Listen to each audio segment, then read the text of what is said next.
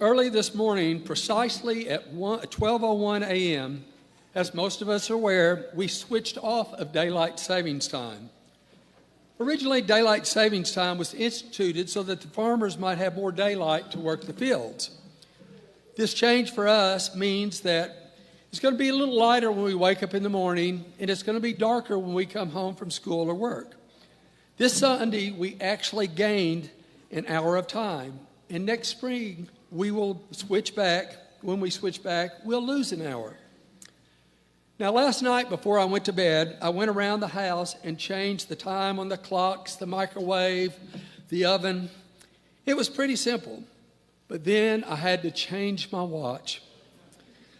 For years, I've worn a simple Timex watch that had 2 buttons. It told me the time and the date.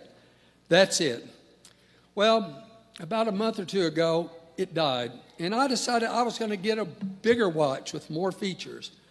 My new Garmin watch has lots of features, a lot more than I even know about. Besides providing me the time, and in 10 different time zones, it's pretty simple.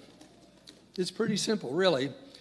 It has a stopwatch, a countdown, which would be good for me if I wanted to keep my sermons on time, but none of us really care.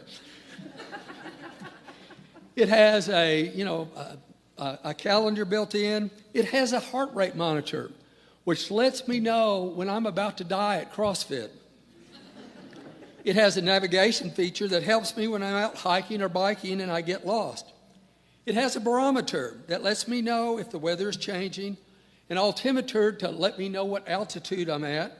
It has a temperature gauge to let me know the temperature, and a compass to tell me which direction I'm heading. It's really pretty cool, and it has a lot more features than I've ever discovered. But when it comes to changing the time, you need the Geek Squad from Best Buy to figure it out. The watch comes with a book, but the print is so teeny that I can't even read it with a magnifying glass. You go on YouTube to get some help, but the YouTube people are all geeks, worse than the geeks at Best Buy. And you can tell they've never been out in the sun because they're all white. They've been looking at a computer all day. You know, in the olden days, you'd get your watch, pull out that little thingamadoogie, turn it to minutes, go back 1 hour counterclockwise, push it in, and you were set. This new watch has 5 buttons on it, and I know there must just be 2 that I need to change the time. But which 2? I have no clue. And I'm glad we gained that hour last night because I wasted at least an hour trying to figure out what buttons I needed to push. Now, I don't know about all of y'all, but it seems to me that life is a lot more complicated. We go to the doctor when we're feeling bad, and they hand us an iPad, and we fill out questions for 20 minutes, not the things you want to do when you're feeling bad.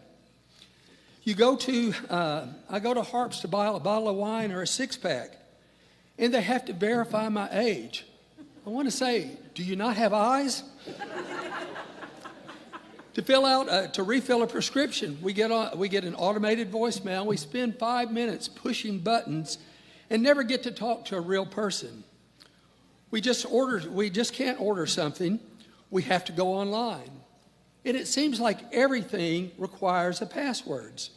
There's so many rules, and everything is so complicated, it's easy to get confused, to get mixed up, and even lost.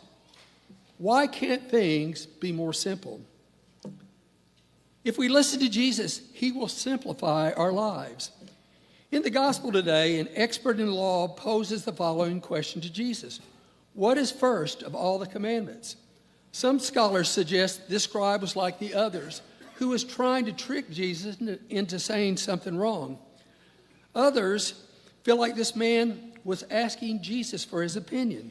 He might have been confused at that time because the Jews, besides the 10 commandments, they had 600 other precepts and laws, and they were all required, and they were trying to figure out, was there one that was more important than the rest of them? You know, the scribe, might have been asking Jesus for an opinion so he would understand better, to clear up his confusion.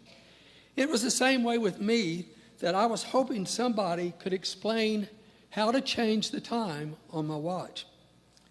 Jesus responded to the scribe by quoting the passage from Moses that he gave to the people, which we heard in the first reading. "Hear, O Israel, the Lord is our God, the Lord alone. Therefore you shall love the Lord with all your heart, with all your soul, with all your strength." This was Jesus' answer. And I don't know about the scribe, but all kind of scares me.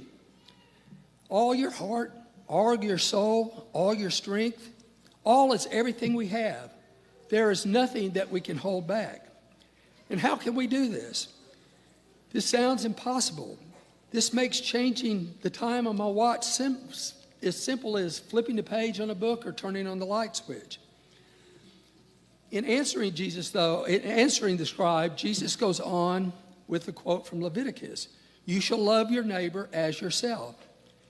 Jesus is not giving the scribe another commandment to follow, but instead an instruction on how to love God with all your heart, your soul, and your strength. He is trying to tell us it's simple. The way we can prove our love to God is by loving each other.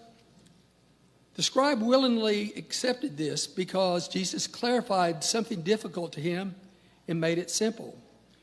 It was like somebody showing me the buttons that I needed to push on my watch to change the time.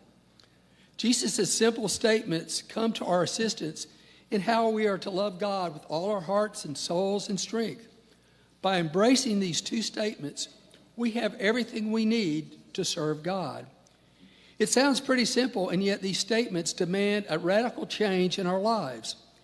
Each of us is called to put aside our preconceptions, our prejudices, and remember that we are all made in God's likeness. And when we love other people, especially people who are different from us, we are loving exactly the same way God loves each one of us. Later today, ask yourselves if you are at peace with all people. We cannot love God and hate others. It doesn't work this way. Jesus gives us a simple formula, and there are no loopholes. This can be complicated, and our relationship with God can be complicated also. But if we just follow that simple formula, loving God and by loving each other, we will be like the scribe. We will not be far from the kingdom of heaven, where no one cares what time it is. And by the way, if you're wondering about changing the time on my watch, my wife, who's kind of a geek herself when it comes to electronics, saw my frustration. She asked me to hand her the watch, and I did. She looked at it for a second and gave me that look like I was some kind of a dummy. And she said, "Your watch is tied to your phone. It updates automatically."